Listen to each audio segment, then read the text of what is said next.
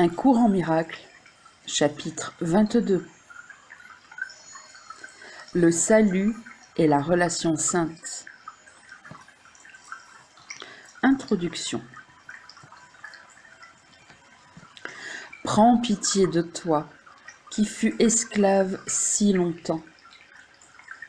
Et réjouis-toi, car ceux que Dieu a joints se sont assemblés et n'ont plus besoin de regarder le péché séparément. Il n'en est pas deux qui puissent regarder le péché ensemble, car jamais ils ne pourraient le voir au même endroit et au même moment. Le péché est une perception strictement individuelle, vue en l'autre et que chacun pourtant croit avoir en soi. Et il semble que chacun fasse une erreur différente, une erreur que l'autre ne peut comprendre. Frères, c'est la même, faite par le même et pardonnée pour son faiseur de la même façon. La sainteté de ta relation te pardonne et pardonne à ton frère, défaisant les effets de ce que vous avez tous deux cru et vu. Et avec leur disparition, disparaît aussi le besoin de péché.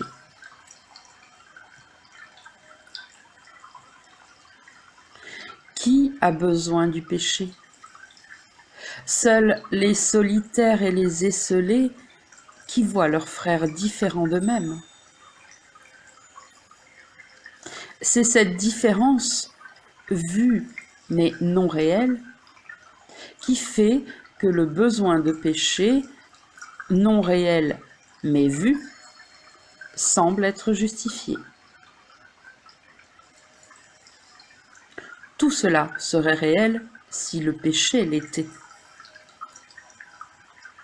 Car une relation non sainte est basée sur les différences, où chacun pense que l'autre a ce qu'il n'a pas.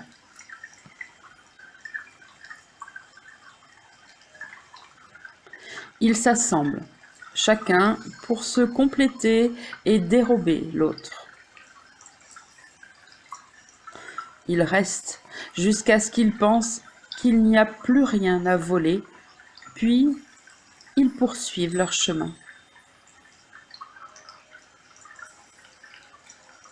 Ainsi, ils errent dans un monde d'étrangers, qui ne sont pas comme eux, vivant avec leur corps peut-être sous un même toit, mais qui n'abritent ni l'un ni l'autre, dans une même chambre et pourtant un monde les séparant.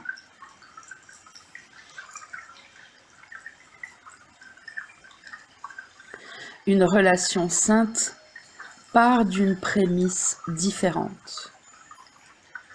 Chacun a regardé au-dedans et n'a vu aucun manque. Acceptant sa complétude, il voudrait l'étendre en se joignant à un autre, entier comme lui. Il ne voit pas de différence entre les soi, car les différences ne sont que du corps. Par conséquent, il ne voit rien qu'il voudrait prendre. Il ne nie pas sa propre réalité parce qu'elle est la vérité. Il se tient juste au-dessous du ciel, mais assez proche pour ne pas retourner sur terre. Car cette relation a la sainteté du ciel. Une relation qui ressemble tant au ciel, peut-elle être bien loin de chez elle? Pense à ce qu'une relation sainte peut enseigner. Ici, la croyance dans les différences est défaite. Ici, La foi dans les différences est tournée vers l'identique. Et ici, la vue des différences est transformée en vision. La raison peut maintenant vous conduire, toi et ton frère, à la conclusion logique de votre union. Elle doit s'étendre, comme tu l'as fait quand tu t'es joint à lui. Elle doit aller au-delà d'elle-même, comme tu es allé au-delà du corps, pour que toi et ton frère soyez joints.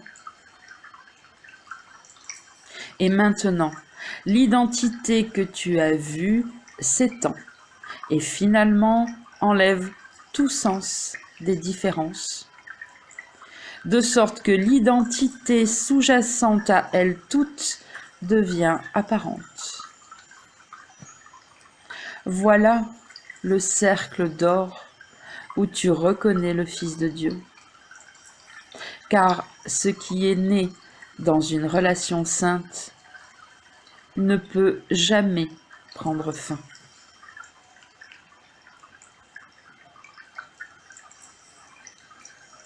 Section 1.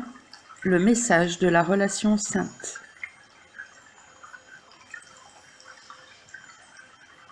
Laisse la raison faire un autre pas.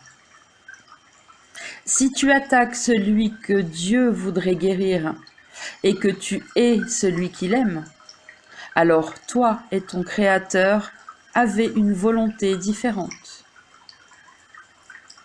Or, si tu es sa volonté, ce que tu dois croire alors, c'est que tu n'es pas toi-même.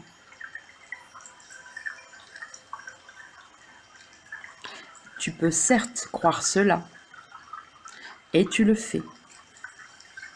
Et tu as foi en cela, dont tu vois beaucoup de preuves. Et d'où, te demandes-tu, vient ton étrange malaise, ton sentiment d'être déconnecté, et cette peur qui te hante du manque de signification en toi-même? C'est comme si tu étais entré sans le moindre plan, sauf pour en ressortir, car seul cela semble certain.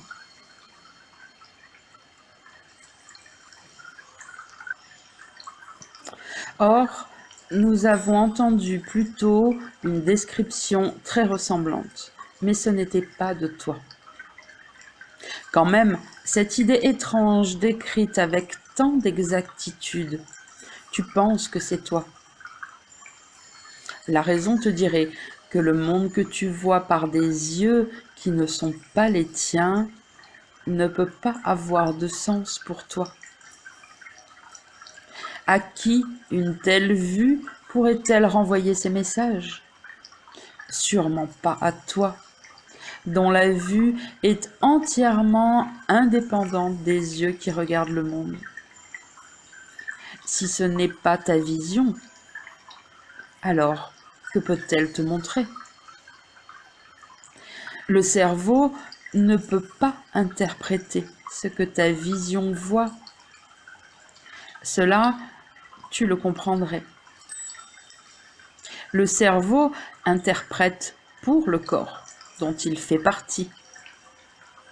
Mais ce qu'il dit, tu ne peux pas le comprendre. Or, tu l'as écouté.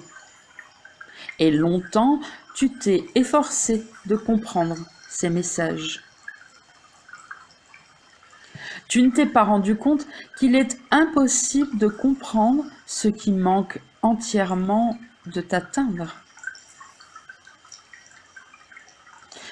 Tu n'as reçu aucun message que tu comprennes, car tu as écouté ce qui ne peut jamais communiquer. Pense donc à ce qui se passe. Niant ce que tu es et croyant fermement que tu es autre chose, cette autre chose que tu as faite pour être toi devient ta vue. Or, ce doit être l'autre chose, qui voit et qui, n'étant pas toi, t'explique sa vue. Ta vision, bien sûr, rendrait cela tout à fait non nécessaire. Mais si tu as les yeux fermés, et si tu as fait appel à cette chose pour te conduire, lui demandant de t'expliquer le monde qu'elle voit, tu n'as aucune raison de ne pas écouter, ni de soupçonner que ce qu'elle te dit n'est pas vrai.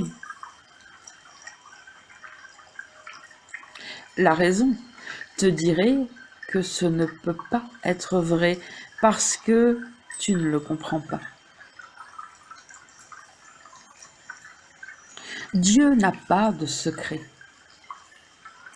Il ne te conduit pas à travers un monde de misère, attendant pour te dire, à la fin du voyage, pourquoi il t'a fait cela. Qu'est-ce qui pourrait être caché à la volonté de Dieu? Tu crois pourtant que tu as des secrets. Que pourraient être tes secrets, sinon une autre volonté qui t'est propre, à part de la sienne? La raison te dirait que cela n'est pas un secret qu'il ait besoin de cacher comme un péché. Mais une erreur, ça c'est certain. Ne laisse pas ta peur du péché le protéger de la correction, car l'attraction de la culpabilité n'est que de la peur. Voilà la seule émotion que tu es faite, quoi qu'elle puisse sembler être. C'est l'émotion du secret, des pensées privées et du corps. C'est cette seule émotion qui s'oppose à l'amour et qui conduit toujours à la vue de différence et à la perte de l'identique. C'est cette seule émotion qui te garde aveugle et dépendant du soi que tu penses avoir fait pour te conduire à travers le monde qu'il a fait pour toi. Ta vue t'a été donnée avec tout ce que tu peux comprendre. Tu ne percevras aucune difficulté à comprendre ce que cette vision te dit, car chacun voit uniquement ce qu'il pense être. Et ce que ta vue te montre, tu le comprendras, parce que c'est la vérité. Seule ta vision peut te transmettre ce que tu peux voir. Elle t'atteint directement, sans qu'il soit besoin de l'interpréter pour toi. Ce qui a besoin d'interprétation doit être étranger. Et jamais cela ne sera rendu compréhensible par un interprète que tu ne peux pas comprendre.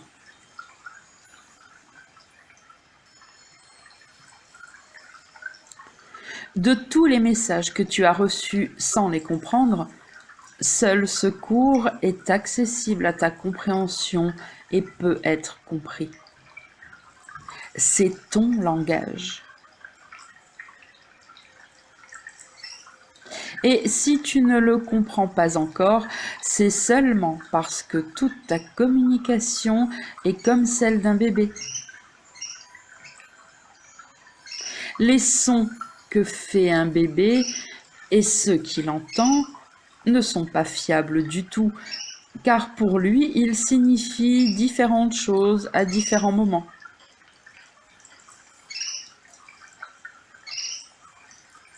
Ni les sons qu'il entend, ni les vues qu'il voit ne sont encore stables.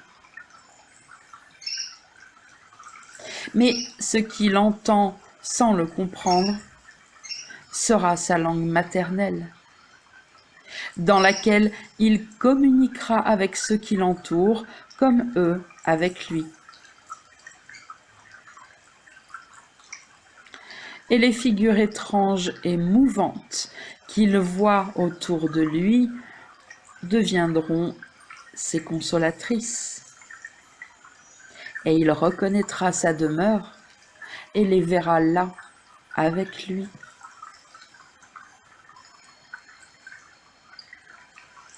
Ainsi, dans chaque relation sainte, renaît l'aptitude à communiquer au lieu de séparer. Or, une relation sainte, qui elle-même vient à peine de renaître d'une relation non sainte, et qui pourtant est plus ancienne que la vieille illusion qu'elle a remplacée, est maintenant comme un bébé en sa renaissance.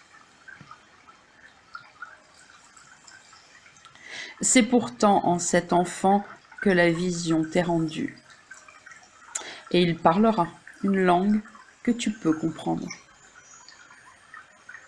Il n'est pas nourri par l'autre chose que tu pensais toi.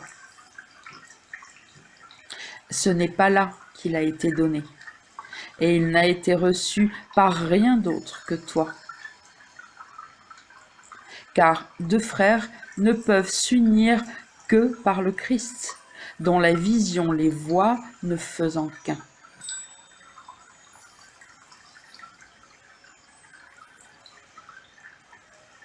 Pense à ce qui t'est donné, mon saint frère. Cet enfant t'enseignera ce que tu ne comprends pas et le rendra clair. Car il ne parlera pas dans une langue étrangère. Il n'aura pas besoin d'interprète pour toi, car c'est toi qui lui as enseigné ce qu'il connaît, parce que tu le connaissais.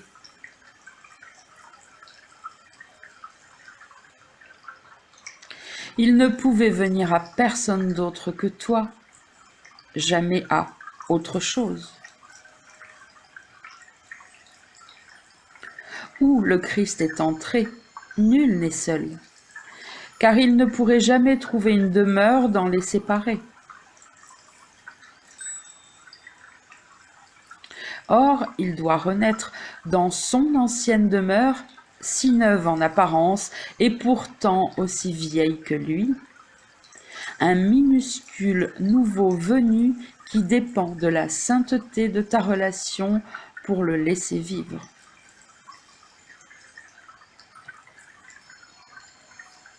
Sois certain que Dieu n'a pas confié son Fils à l'indigne. Rien que ce qui fait partie de lui est digne d'être joint. Il n'est pas possible non plus que quoi que ce soit ne faisant pas partie de lui puisse se joindre.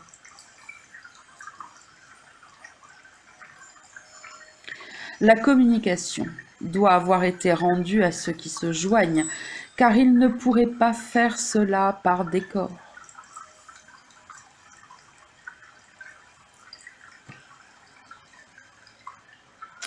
Qu'est-ce donc qui les a joints?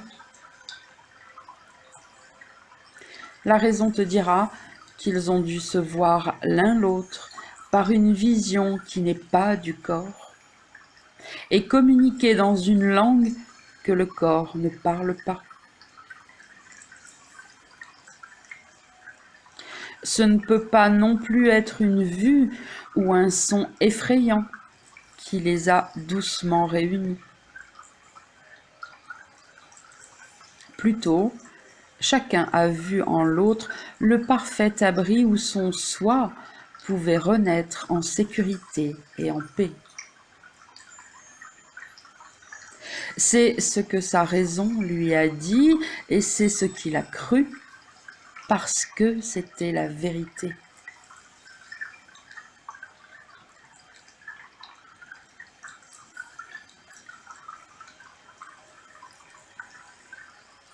Voilà la première perception directe que tu peux faire.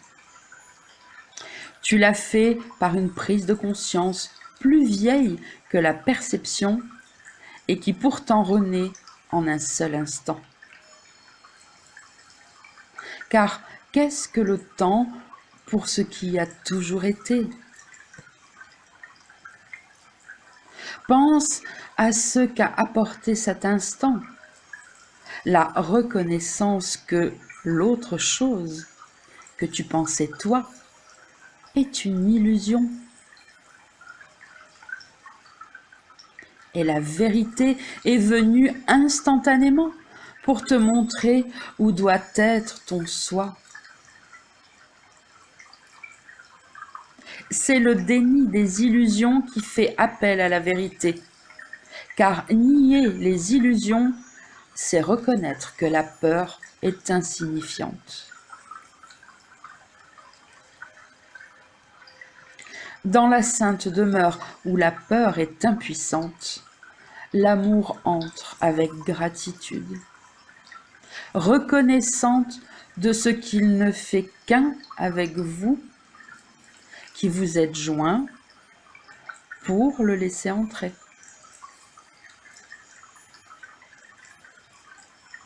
Le Christ vient à ce qui est pareil à lui, au même et non différent, car il est toujours attiré vers lui-même. Et qu'y a-t-il d'aussi pareil à lui qu'une relation sainte? Et ce qui attire toi et ton frère l'un vers l'autre, l'attire vers vous. Là, sa douceur et sa tendre innocence sont protégés de l'attaque. Là, il peut revenir avec confiance, car la foi en autrui est toujours la foi en lui.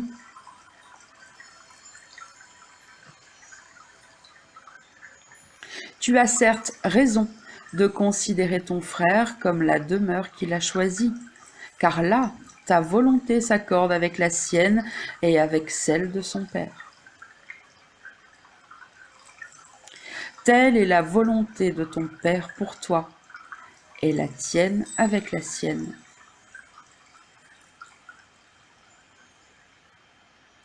Celui qui est attiré vers le Christ est attiré vers Dieu aussi sûrement que les deux sont attirés vers chaque relation sainte. La demeure préparée pour eux, tandis que la terre est changée en ciel.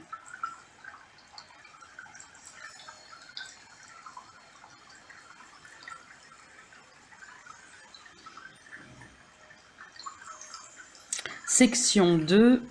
L'impeccabilité de ton frère.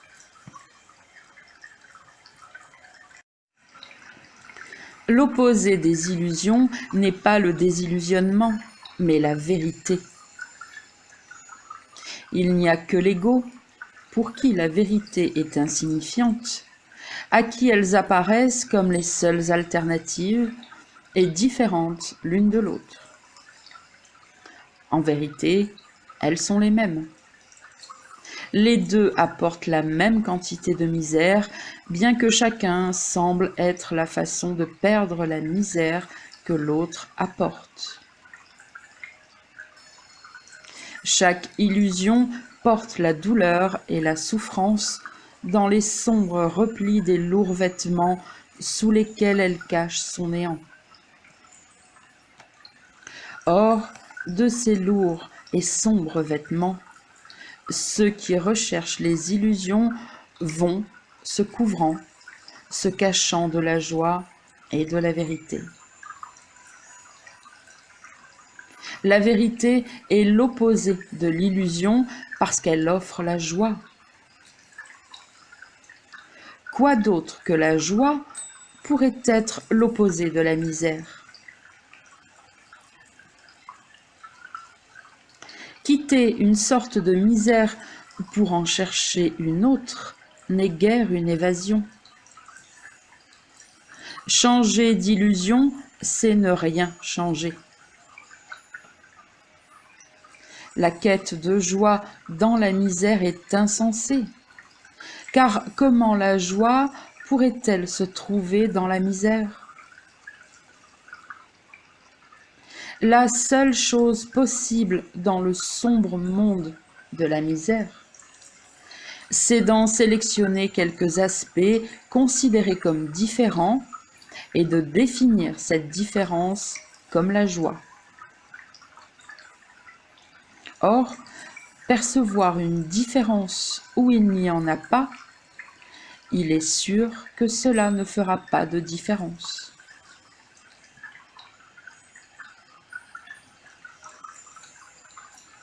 Les illusions n'apportent que culpabilité et souffrance, maladie et mort à ceux qui croient en elles. La forme sous laquelle elles sont acceptées n'a aucun rapport. Nulle forme de misère aux yeux de la raison ne peut être confondue avec la joie. La joie est éternelle. Tu peux certes être sûr que tout semblant de bonheur qui ne dure pas est réellement de la peur. La joie ne tourne pas en chagrin, car l'Éternel ne peut pas changer. Mais le chagrin peut être tourné en joie, car le temps fait place à l'Éternel. Seul l'intemporel doit rester inchangé, mais tout dans le temps peut changer avec le temps. Or, pour que le changement soit réel et non imaginaire, les illusions doivent faire place à la vérité et non à d'autres rêves qui sont également irréels. Car cela n'est pas une différence.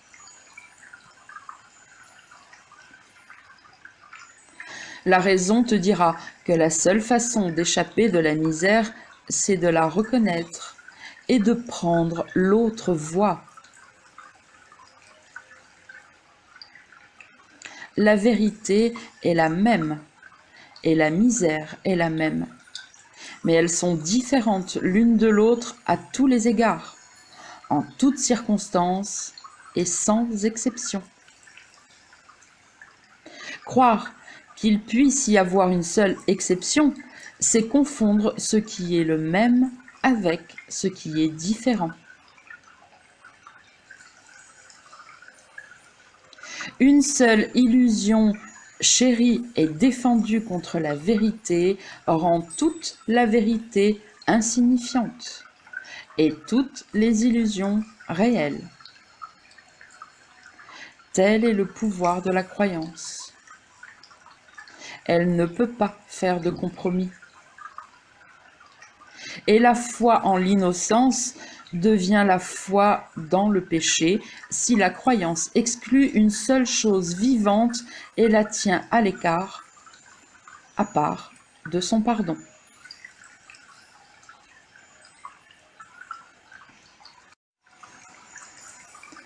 Et la raison et l'ego te diront cela, mais ce qu'ils comprennent par là n'est pas la même chose. L'ego t'assurera maintenant qu'il t'est impossible de ne voir aucune culpabilité en qui que ce soit.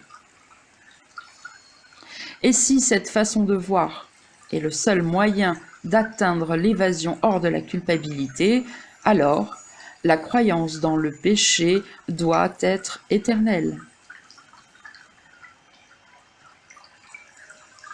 Or, la raison considère cela d'une autre façon. Car la raison voit la source d'une idée comme ce qui la rendra soit vraie ou fausse. Il doit en être ainsi, si l'idée est comme sa source. Par conséquent, dit la raison, si l'évasion hors de la culpabilité a été donnée au Saint-Esprit comme but, et par celui à qui rien de ce qu'il veut n'est impossible, alors les moyens de l'atteindre sont plus que possibles. Ils doivent être là et tu dois les avoir.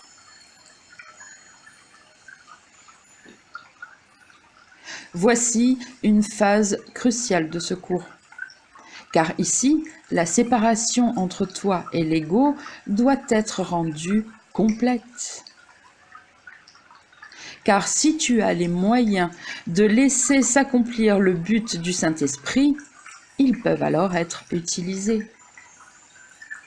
Et par leur utilisation, tu gagneras confiance en eux. Or, pour l'ego, cela doit être impossible. Et nul n'entreprend de faire ce qui est sans espoir de jamais être accompli. Mais tu connais, toi, que ce que veut ton Créateur est possible. Mais ce que tu as fait, crois qu'il n'en est rien. Maintenant, tu dois choisir entre toi-même et une illusion de toi-même. L'un ou l'autre, pas les deux. Il ne sert à rien d'essayer d'éviter cette seule décision. Elle doit être prise.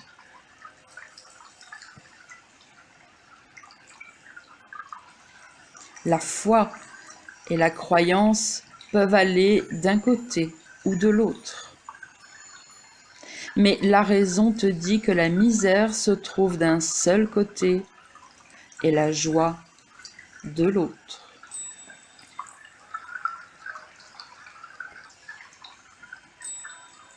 N'abandonne pas ton frère maintenant. Car vous qui êtes les mêmes ne déciderez pas seuls ni différemment. Vous vous donnez l'un l'autre soit la vie, soit la mort. Chacun est pour l'autre soit un sauveur, soit un juge, lui offrant asile ou condamnation.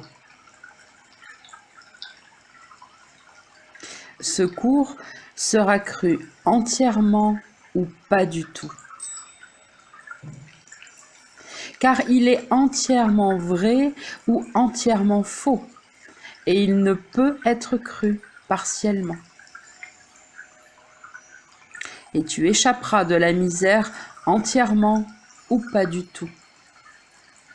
La raison te dira qu'il n'y a pas d'entre-deux où tu puisses t'arrêter incertainement en attendant de choisir entre la joie du ciel et la misère de l'enfer. Tant que tu n'as pas choisi le ciel, tu es dans l'enfer et la misère.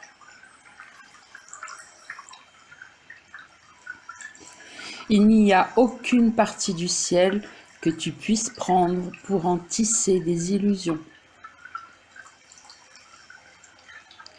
Il n'y a pas non plus une seule illusion avec laquelle tu puisses entrer au ciel. Un sauveur ne peut pas être un juge, ni la miséricorde une condamnation. Et la vision ne peut pas damner, mais seulement bénir. Celui dont la fonction est de sauver, sauvera. Comment il le fera? Cela est au-delà de ton entendement. Mais c'est toi qui choisis quand. Car c'est toi qui as fait le temps, et tu peux commander au temps. Tu n'es pas plus l'esclave du temps que du monde que tu as fait. Regardons de plus près toute l'illusion voulant que ce que tu as fait ait le pouvoir d'asservir son faiseur. C'est la même croyance qui a causé la séparation. C'est l'idée insignifiante que les pensées peuvent quitter l'esprit du penseur, en être différentes et s'y opposer. Si cela était vrai, les pensées ne seraient pas les extensions de l'esprit, mais ses ennemis. Et ici, nous voyons encore une autre forme de la même illusion fondamentale que nous avons déjà vue maintes fois. S'il était possible que le Fils de Dieu puisse quitter l'esprit de son Père, se rendre différent et s'opposer à sa volonté, alors seulement il serait possible que le soi qu'il a fait et tout ce que celui-ci a fait soit son maître.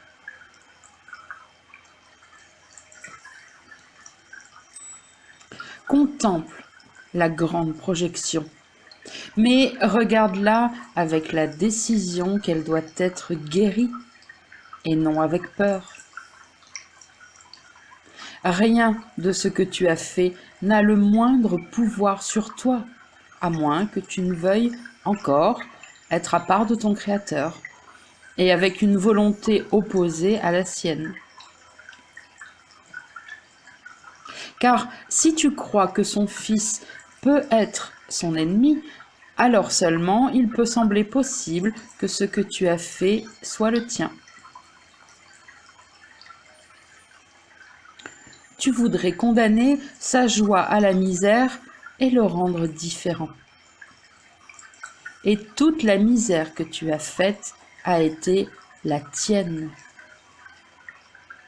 N'es-tu pas content d'apprendre qu'elle n'est pas vraie?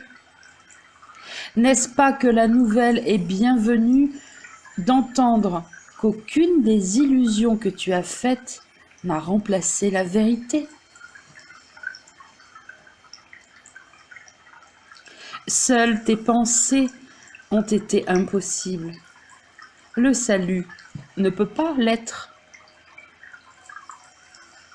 Il est impossible de considérer ton Sauveur comme ton ennemi et de le reconnaître. Or, il est possible de le reconnaître pour ce qu'il est, si Dieu veut qu'il en soit ainsi. Ce que Dieu a donné à ta relation sainte est là, car ce qu'il a donné au Saint-Esprit pour qu'il te le donne, il l'a donné. Ne voudrais-tu pas contempler le Sauveur qui t'a été donné? Et n'échangerais-tu pas avec gratitude la fonction de bourreau que tu lui as donnée contre celle qu'il a en vérité? Reçois de lui ce que Dieu lui a donné pour toi, et non ce que tu as toi-même essayé de te donner.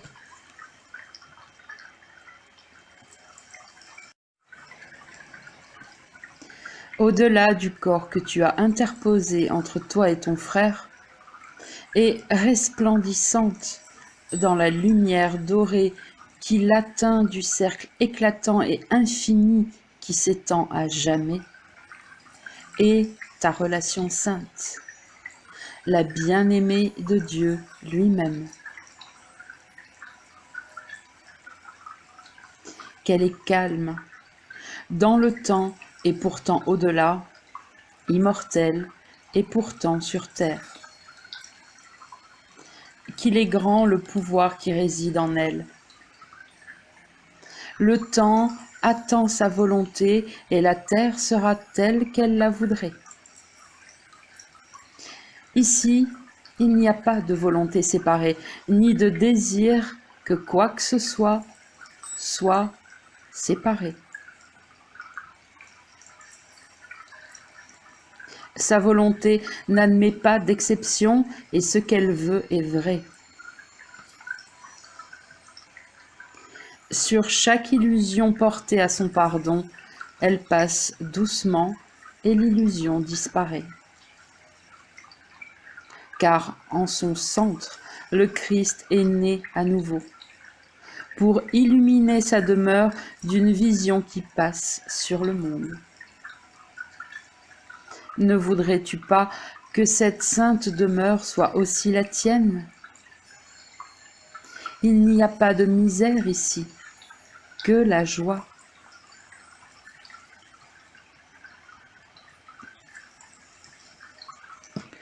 Tout ce dont tu as besoin pour demeurer en quiétude ici avec le Christ, c'est de partager sa vision. Rapidement et joyeusement, sa vision est donnée à quiconque désire seulement voir son frère sans péché. Et nul ne peut rester au-delà de ce désir si tu veux être entièrement délivré de tous les effets du péché. Voudrais-tu avoir un pardon partiel pour toi-même ? Peux-tu atteindre le ciel tandis qu'un seul péché te tente encore de rester dans la misère ?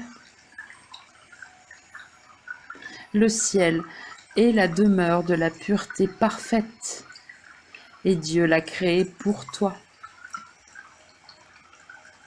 Regarde ton saint frère, sans péché comme toi, et laisse-le t'y conduire.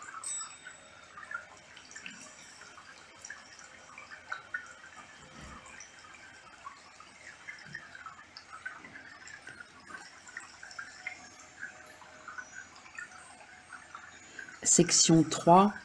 La raison et les formes d'erreur. L'introduction de la raison dans le système de pensée de l'ego est le commencement de son défaire, car la raison et l'ego sont contradictoires. Il n'est pas possible non plus qu'ils coexistent dans ta conscience, car le but de la raison est de rendre clair, et donc évident. Tu peux voir la raison. Ce n'est pas une façon de parler, car là est le commencement d'une vision qui a une signification. La vision est sens, littéralement. Si ce n'est pas la vue du corps, elle doit être comprise, car elle est claire, et ce qui est évident n'est pas ambigu. Elle peut être comprise. Et c'est là que la raison et l'ego se séparent, pour aller chacun de son côté.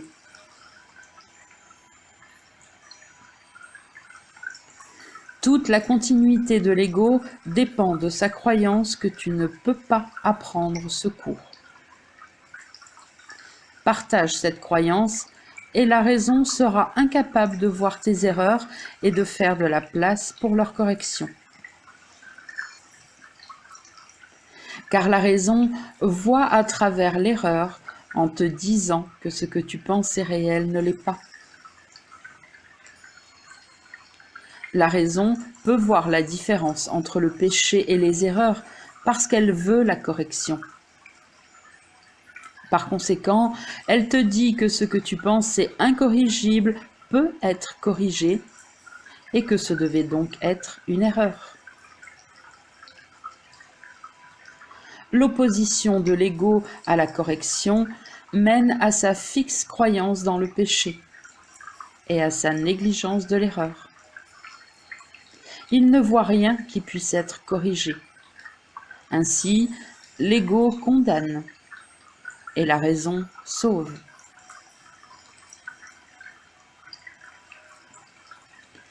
La raison en elle-même n'est pas le salut, mais elle fait de la place pour la paix et t'amène à un état d'esprit dans lequel le salut peut être donné.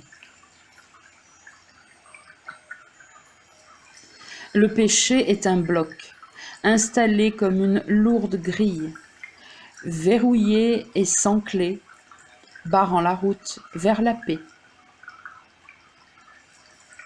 Nul qui le regarde sans l'aide de la raison ne tenterait de le passer.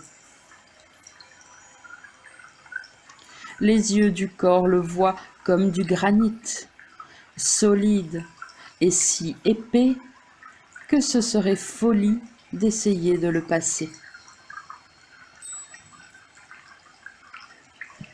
Or, la raison voit facilement à travers parce que c'est une erreur. La forme qu'il prend ne peut dissimuler son vide aux yeux de la raison. Seule la forme de l'erreur attire l'ego. Il ne reconnaît pas la signification et il ne voit pas si elle est là ou non.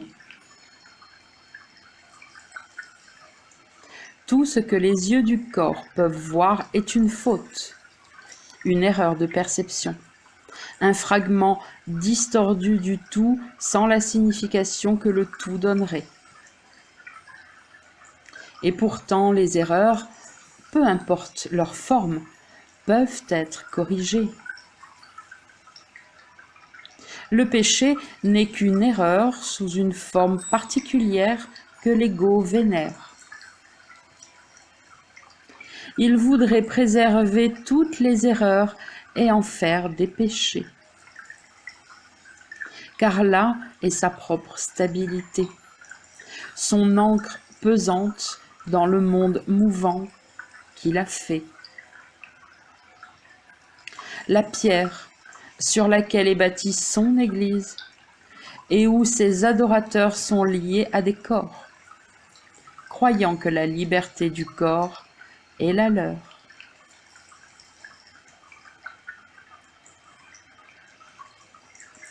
La raison te dira que la forme de l'erreur n'est pas ce qui en fait une erreur.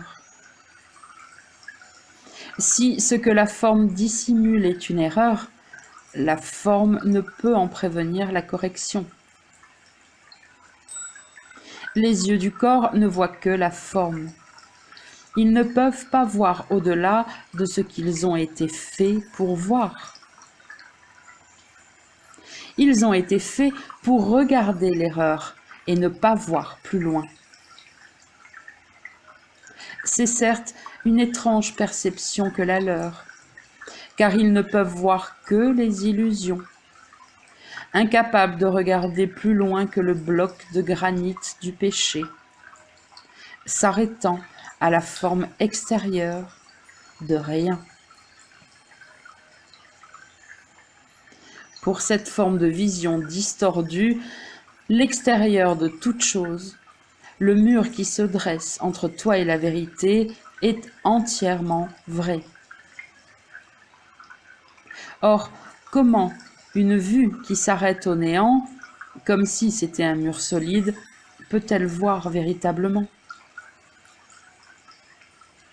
Car elle est retenue par la forme, ayant été faite pour garantir que rien d'autre que la forme ne sera perçu.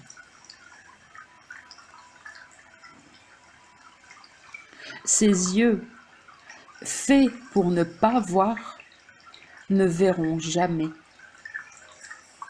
Car l'idée qu'ils représentent n'a pas quitté son faiseur, et c'est leur faiseur qui voit par eux. Quel était le but de son faiseur, sinon de ne pas voir? Pour cela, les yeux du corps sont de parfaits moyens, mais pas pour voir.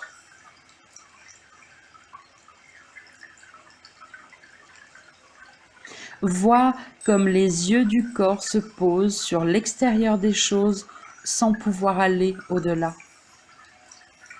Regarde comme ils s'arrêtent au néant, incapables d'aller par-delà la forme jusqu'à la signification. Rien d'aussi aveuglant que la perception de la forme. Car la vue de la forme signifie que la compréhension a été obscurcie. Seules les erreurs ont des formes différentes, et c'est ainsi qu'elles peuvent tromper. Tu peux changer la forme parce qu'elle n'est pas vraie. Elle ne pourrait pas être la réalité parce qu'elle peut être changée.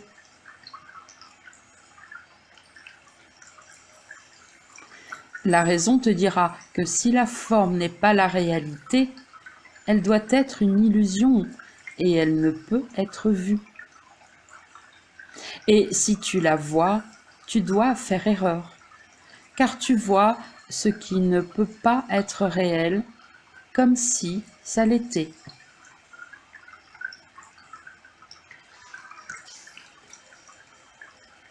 Ce qui ne peut voir au-delà de ce qui n'est pas là doit être une perception distordue et doit percevoir les illusions comme étant la vérité. Pourrait-elle donc reconnaître la vérité? Ne laisse pas la forme de ces erreurs te garder loin de celui dont la sainteté est tienne. Ne laisse pas la vision de sa sainteté, dont la vue te montrerait ton pardon, t'être cachée par ce que les yeux du corps peuvent voir. Ne laisse pas la conscience que tu as de ton frère être bloquée par ta perception de ses péchés et de son corps. Qu'y a-t-il en lui que tu voudrais attaquer, sinon ce que tu as associé à son corps, que tu crois capable de pécher?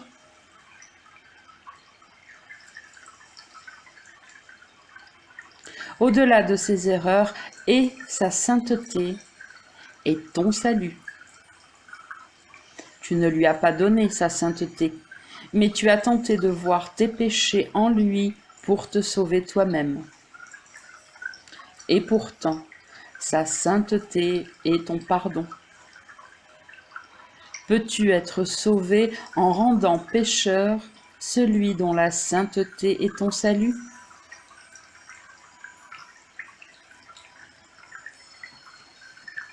Une relation sainte, même née tout récemment, doit estimer la sainteté par-dessus tout. Des valeurs non saintes produiront la confusion et dans la conscience.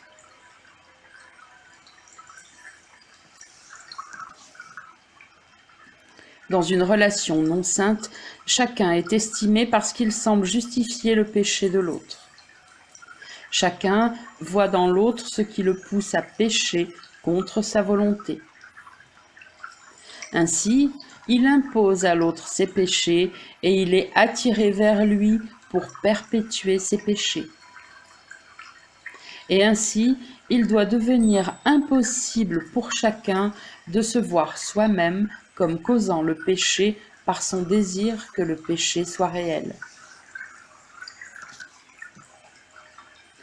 Or, la raison voit une relation sainte telle qu'elle est, un état d'esprit commun, où les deux sont heureux de remettre l'erreur à la correction, afin que les deux puissent être guéris joyeusement en ne faisant qu'un.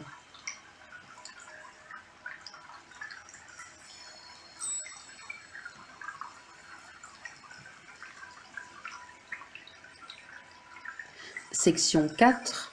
La bifurcation de la route.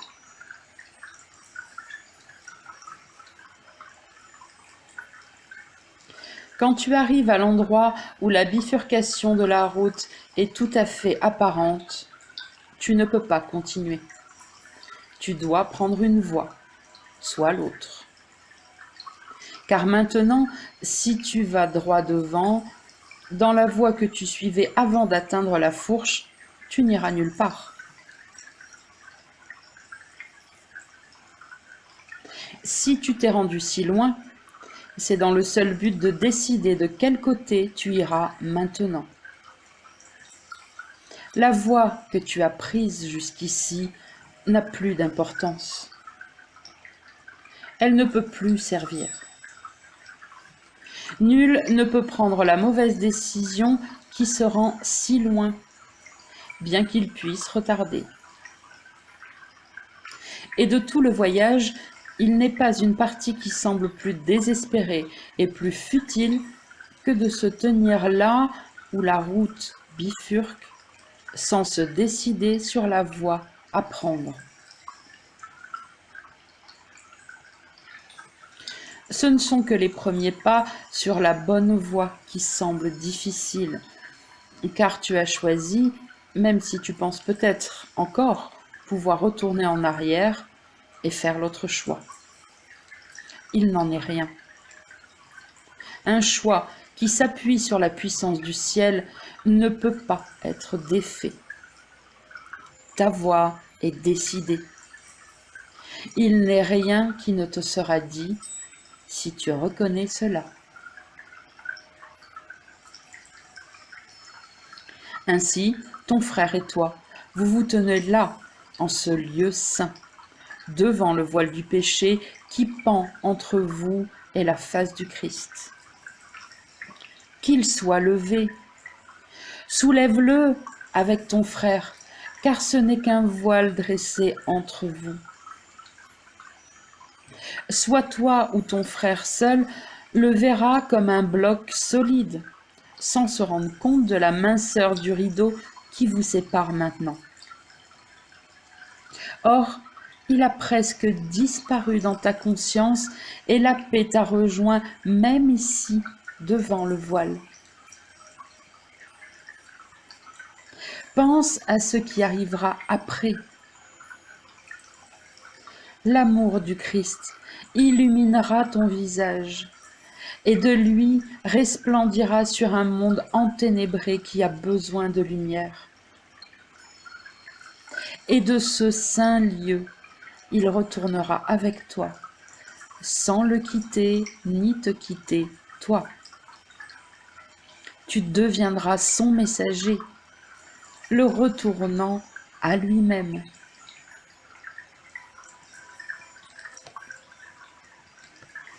Pense à la beauté que tu verras, toi qui fais route avec lui.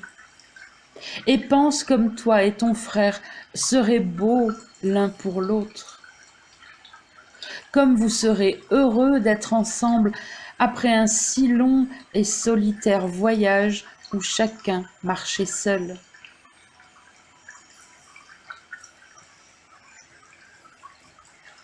Les portes du ciel, maintenant ouvertes pour vous, vous les ouvrirez maintenant aux chagrinés.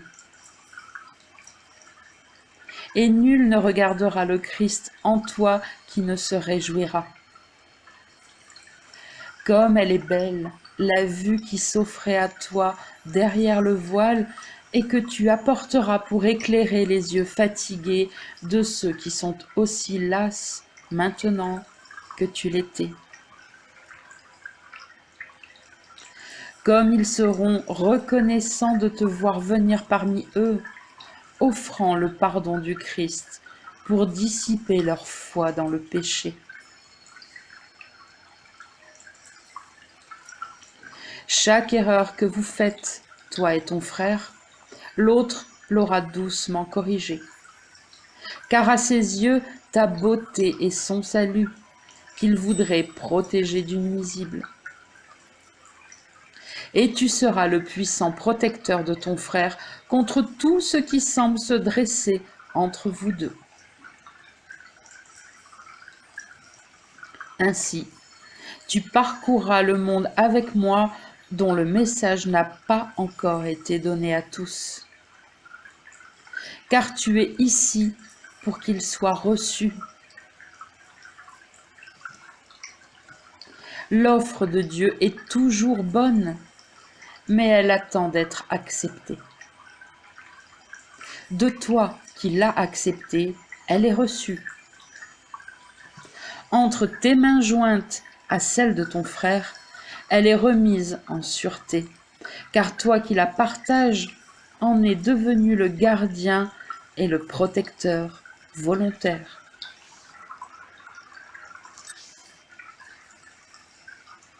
À tous ceux qui partagent l'amour de Dieu, la grâce est donnée d'être les donneurs de ce qu'ils ont reçu. Ainsi, ils apprennent que cela leur appartient à jamais. Toutes les barrières disparaissent devant leur venue, comme chaque obstacle a finalement été surmonté qui, auparavant, semblait se dresser et leur bloquer le chemin. Ce voile que toi et ton frère levez ensemble, ce n'est pas qu'à vous qu'il ouvre la voie vers la vérité.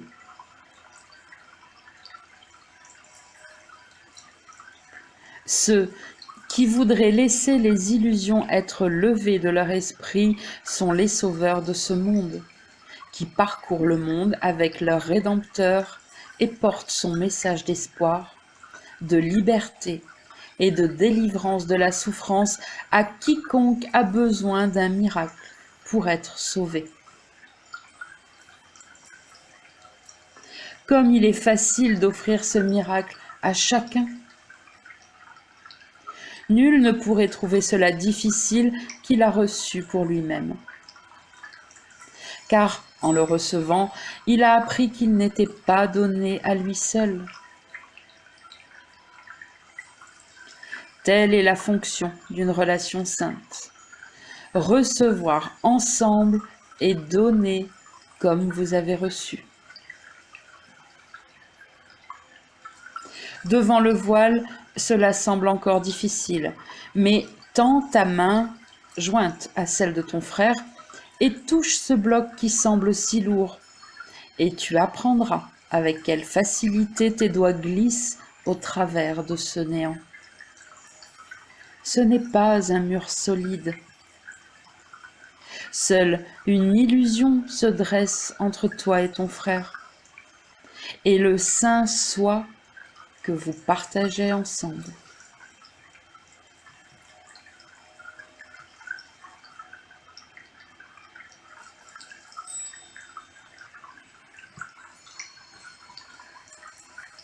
Section 5.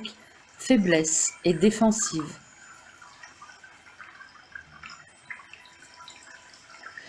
Comment vainc-on les illusions? Sûrement pas par la force ou la colère, ni en s'y opposant de quelque façon que ce soit. Simplement en laissant la raison te dire qu'elles contredisent la réalité. Elles vont à l'encontre de ce qui doit être vrai. L'opposition vient d'elles et non de la réalité. La réalité ne s'oppose à rien. Ce qui est, tout simplement, n'a besoin d'aucune défense et n'en offre aucune. Seules les illusions ont besoin de défense à cause de leur faiblesse. Et comment peut-il être difficile de suivre la voie de la vérité quand seule la faiblesse interfère? C'est toi qui es fort dans ce semblant de conflit. Et tu n'as pas besoin de défense. Tout ce qui a besoin de défense, tu n'en veux pas. Car n'importe quoi qui a besoin de défense t'affaiblira.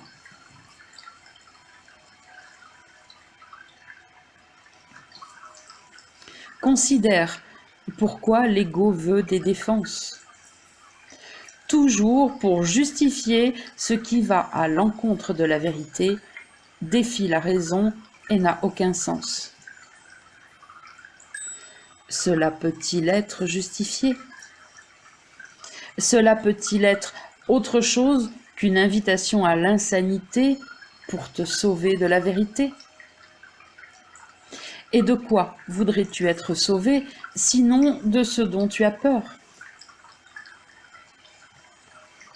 La croyance dans le péché a besoin de grandes défenses et a un coût énorme. Tout ce que t'offre le Saint-Esprit, il faut en défendre et le sacrifier, car le péché est un bloc taillé dans ta paix et posé entre toi et son retour. Or, comment la paix peut-elle être si fragmentée? Elle est encore entière et rien ne lui a été pris. Vois comme les moyens et les matériaux des rêves mauvais ne sont rien. En vérité, toi et ton frère, vous tenez ensemble, sans rien entre les deux. Dieu vous tient la main, et que peut séparer ce qu'il a joint, ne faisant qu'un? avec lui. C'est contre ton père que tu voudrais te défendre. Or, il reste impossible d'exclure l'amour.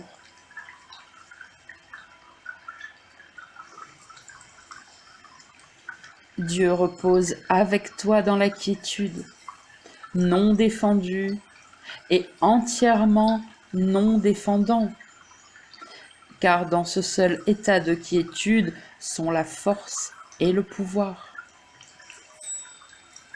Ici, nulle faiblesse ne peut entrer, car ici, il n'y a pas d'attaque et donc pas d'illusion. L'amour repose dans la certitude. Seule l'incertitude peut être défensive. Et toute incertitude est doute sur toi-même.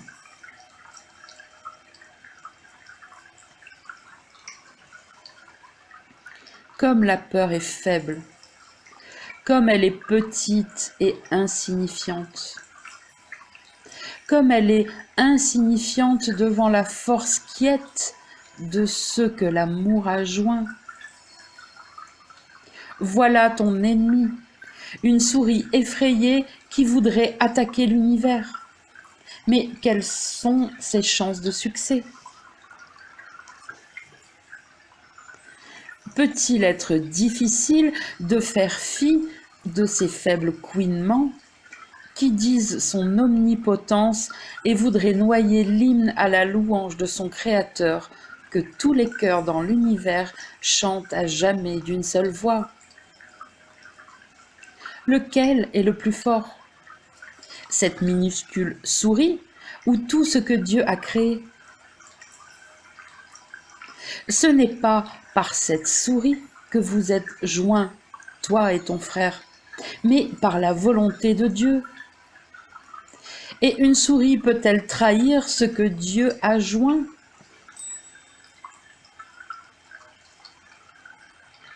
Si seulement tu reconnaissais comme c'est peu de choses qui se dressent entre toi et la conscience de ton union à ton frère.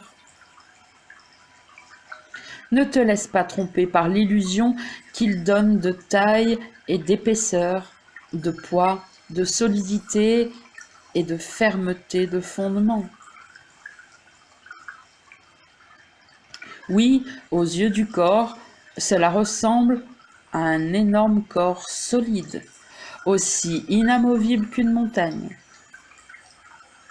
Or, au-dedans de toi est une force à laquelle aucune illusion ne peut résister. Ce corps n'est inamovible qu'en apparence. Cette force est irrésistible en vérité.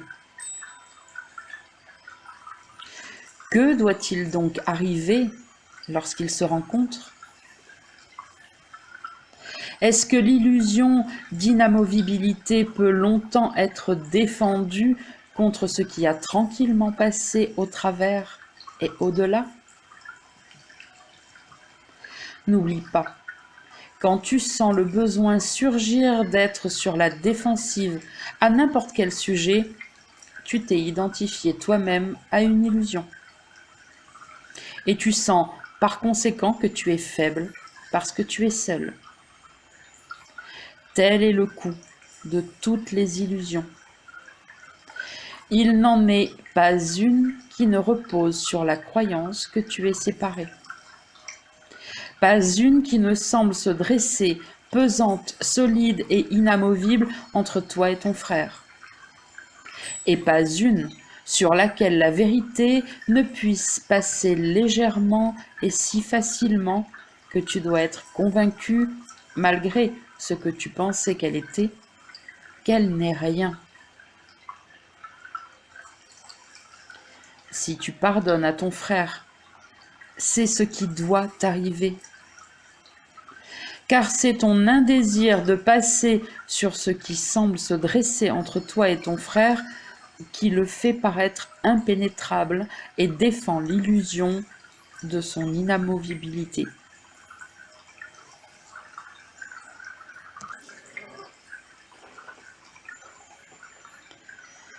Section 6. La lumière de la relation sainte.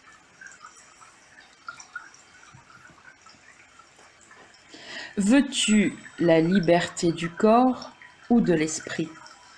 Car tu ne peux pas avoir les deux. Laquelle estimes-tu? Laquelle est ton but? Car tu vois l'une comme un moyen et l'autre comme une fin.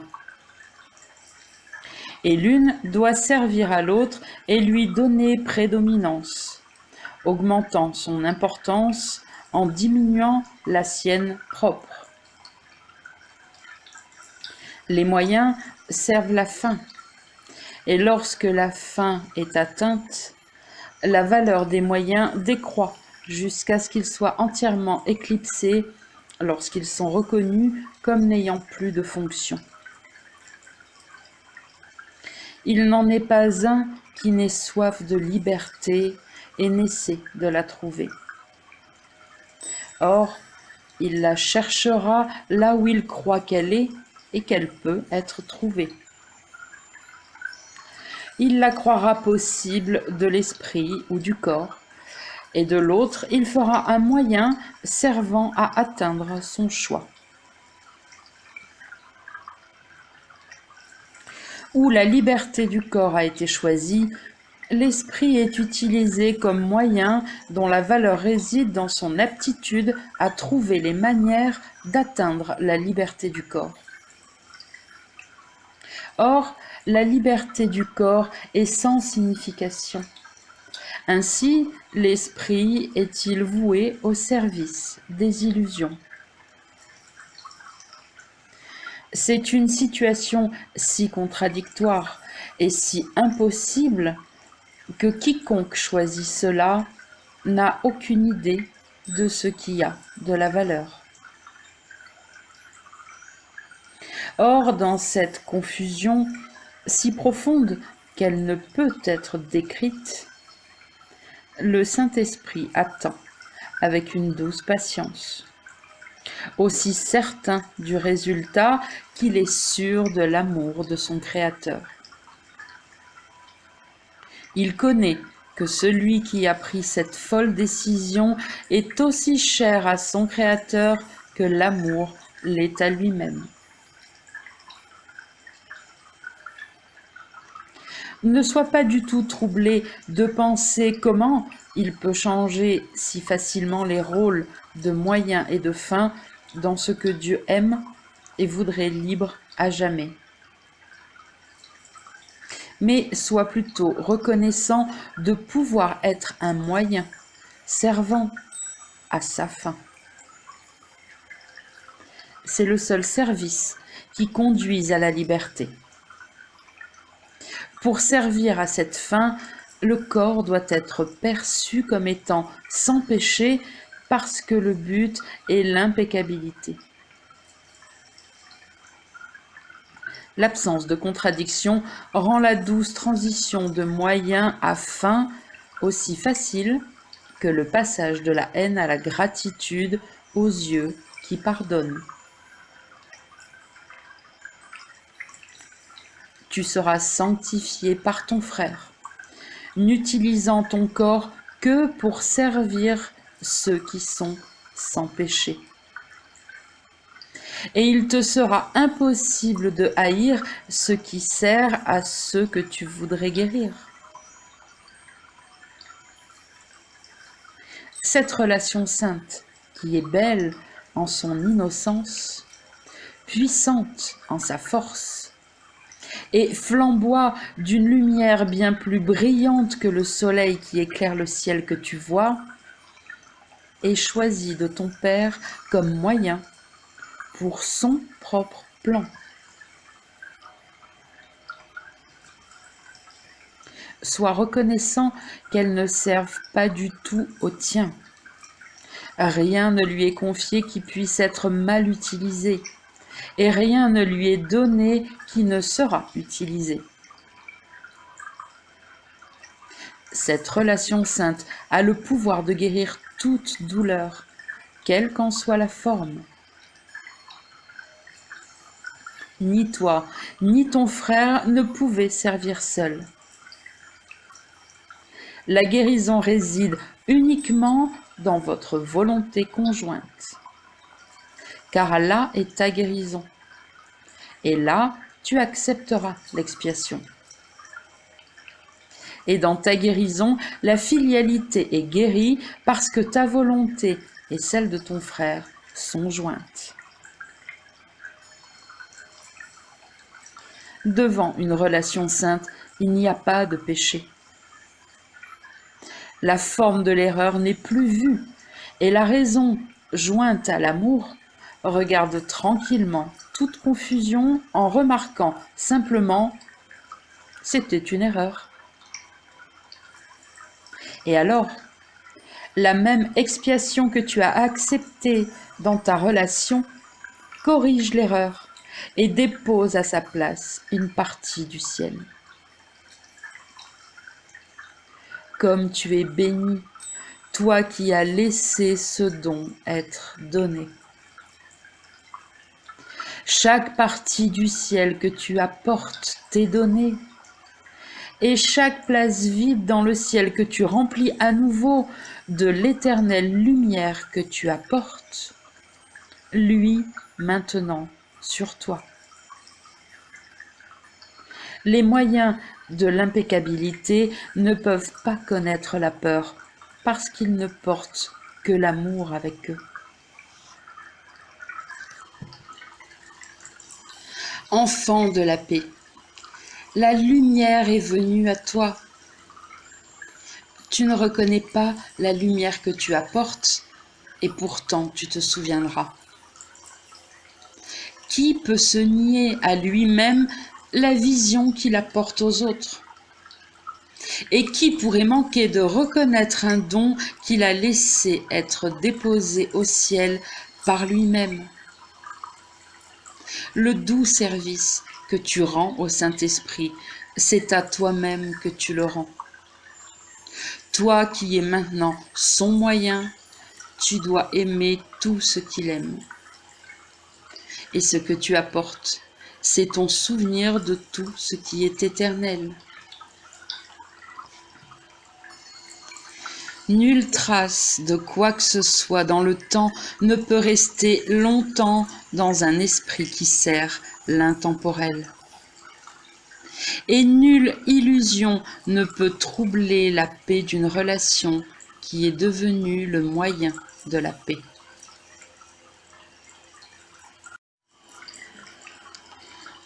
Quand tu as regardé ton frère avec un pardon complet, duquel aucune erreur n'est exclue et rien n'est gardé caché, quelle faute peut-il y avoir ou quoi que ce soit sur laquelle tu ne puisses passer? Quelle forme de souffrance pourrait te boucher la vue, t'empêchant de voir plus loin qu'elle? Et quelle illusion pourrait-il y avoir que tu ne reconnaîtrais pas comme une erreur, une ombre à travers laquelle tu marches complètement imperturbé? Dieu ne laisserait rien n'interférer avec ceux dont la volonté est sienne. Et ils reconnaîtront que leur volonté est sienne parce qu'ils servent sa volonté et la servent de plein gré. Et la mémoire de ce qu'ils sont pourrait-elle tarder encore longtemps?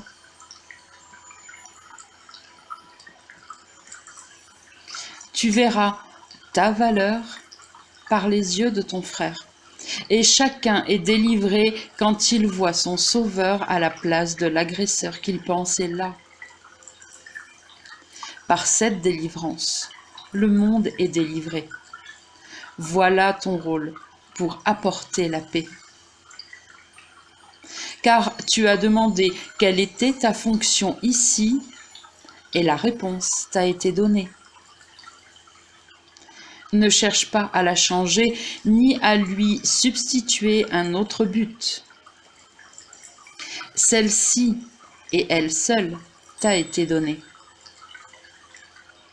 Accepte-la et remplis-la de plein gré, Car ce que le Saint-Esprit fait des dons que tu donnes à ton frère, à qui il les offre, et où et quand, cela lui appartient. Il les accordera là où ils sont reçus et bienvenus. Il utilisera chacun d'eux pour la paix. De même, pas le moindre sourire, pas le moindre désir de passer sur l'erreur la plus minuscule ne seront perdus pour qui que ce soit. Qu'est-ce que cela peut bien être, sinon une bénédiction universelle, que de regarder ce que ton Père aime avec charité? L'extension du pardon est la fonction du Saint-Esprit. Laisse-lui cela. Et pour seul souci de lui donner ce qui peut être étendu. Ne garde aucun des noirs secrets dont il ne peut pas faire usage, mais offre-lui tous les dons minuscules qu'il peut étendre à jamais. Il prendra chacun d'eux et en fera une force puissante pour la paix. Il ne lui refusera aucune bénédiction, ni ne le limitera en aucune façon. Il lui joindra tout le pouvoir que Dieu lui a donné pour faire de chaque petit don d'amour une source de guérison pour tous.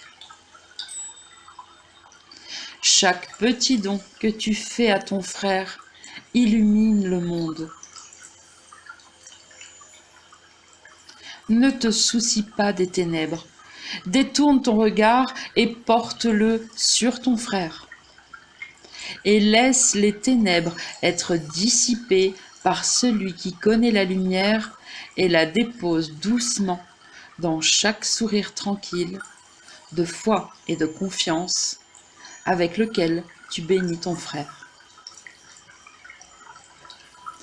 De ton apprentissage dépend le bien-être du monde.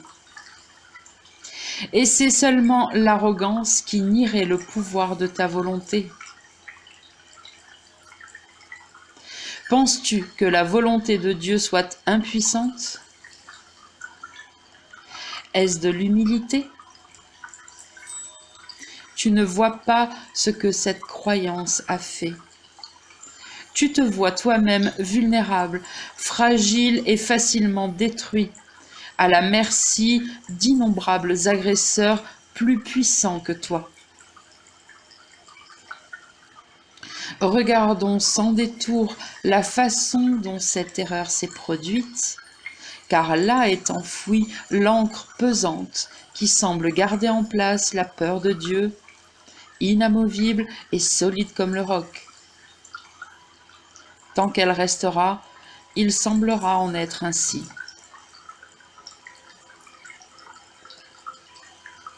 Qui peut attaquer le Fils de Dieu sans attaquer son Père? Comment le Fils de Dieu peut-il être faible, fragile et facilement détruit, à moins que son Père ne le soit?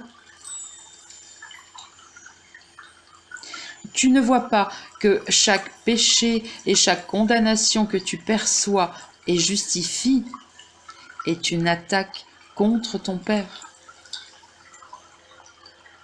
Et c'est pourquoi cela ne s'est pas produit et ne pourrait pas être réel.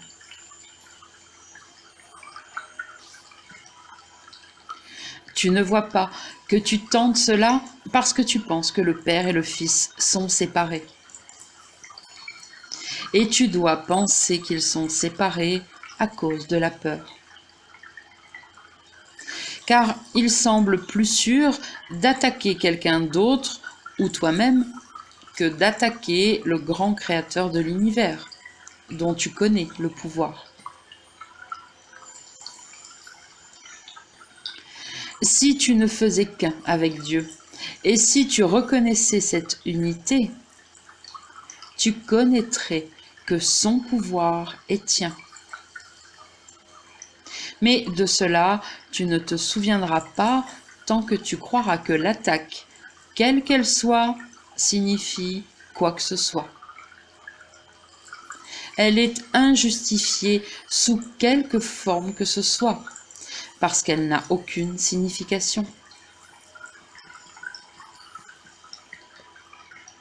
La seule façon dont elle pourrait être justifiée est si toi et ton frère étiez séparés l'un de l'autre et que tous étaient séparés de leur Créateur. Car alors seulement il serait possible d'attaquer une partie de la création sans le tout, le Fils sans le Père, et d'attaquer quelqu'un d'autre sans toi-même, ou de te blesser sans que l'autre ne souffre. Et c'est cette croyance que tu veux. Or, en quoi sa valeur réside-t-elle, sinon dans le désir d'attaquer en toute sécurité? L'attaque n'est ni sûre ni dangereuse. Elle est impossible. Et c'est ainsi parce que l'univers est un. Tu ne choisirais pas l'attaque de sa réalité s'il n'était pas essentiel à l'attaque de le voir séparé de son faiseur. Ainsi, il semble que l'amour pourrait attaquer et devenir apeurante. Seuls ceux qui sont différents peuvent attaquer. Ainsi, tu en conclus que, parce que tu peux attaquer, toi et ton frère devaient être différents. Or, le Saint-Esprit explique cela différemment. Parce que toi et ton frère n'êtes pas différents, tu ne peux pas attaquer. Chacune de ces positions est une conclusion logique. Chacune pourrait être maintenue, mais jamais les deux. La seule question à laquelle il faille répondre pour décider laquelle doit être vraie, c'est à savoir si toi et ton frère êtes différents. De la position de ce que tu comprends, vous semblez l'être, et vous pouvez donc attaquer. Des deux alternatives, cela paraît plus naturel et plus en accord avec ton expérience. Par conséquent, il est nécessaire que tu aies d'autres expériences, plus en accord avec la vérité, pour t'enseigner ce qui est naturel et vrai.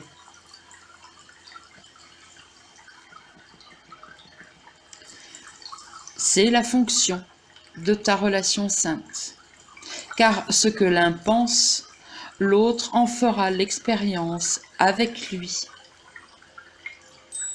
Qu'est-ce que cela peut signifier, sinon que ton esprit et celui de ton frère sont un? Ne regarde pas ce fait heureux avec peur, et ne pense pas qu'il pose sur toi un lourd fardeau. Car une fois que tu l'auras accepté avec joie, tu te rendras compte que ta relation est un reflet de l'union du Créateur et de son Fils. D'esprit aimant, il n'y a pas de séparation. Et chaque pensée dans l'un apporte la joie à l'autre, parce qu'ils sont les mêmes. La joie est illimitée, parce que chaque brillante pensée d'amour étend son être et crée plus d'elle-même. Il n'y a de différence nulle part en elle, car toute pensée est pareille à elle-même.